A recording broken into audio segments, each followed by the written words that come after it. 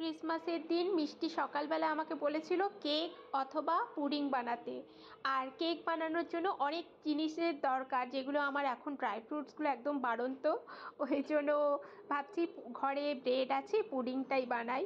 ওই জন্য মিষ্টির আবদারেই, মিষ্টি খুব ভালোবাসে পুডিং, কেকের থেকেও পুডিংটা ও বেশি ভালোবাসে।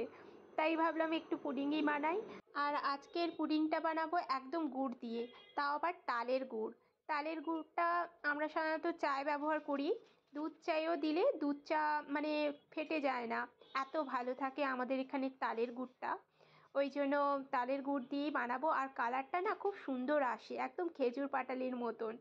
এবছরও আমি শীতকালে খড়গপুরে যেতে পারলাম না, ওই জন্য খেজুরের গুড়ের অভাব হয়ে গেল, মানে আনতে পারলাম না, যেতেও পারলাম না, অনেক সমস্যা হয়ে গেল।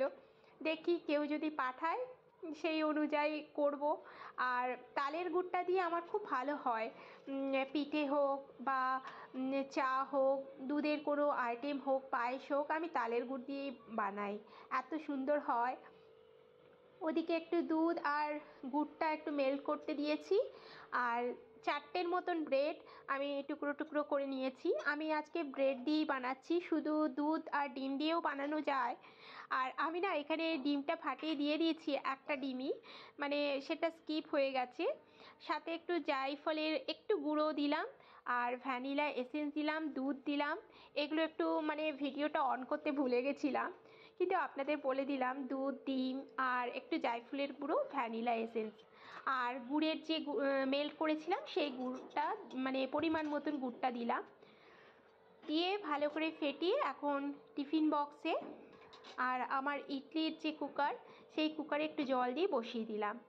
15 মিনিট পরে দেখুন কি সুন্দর হয়েছিল জানেন।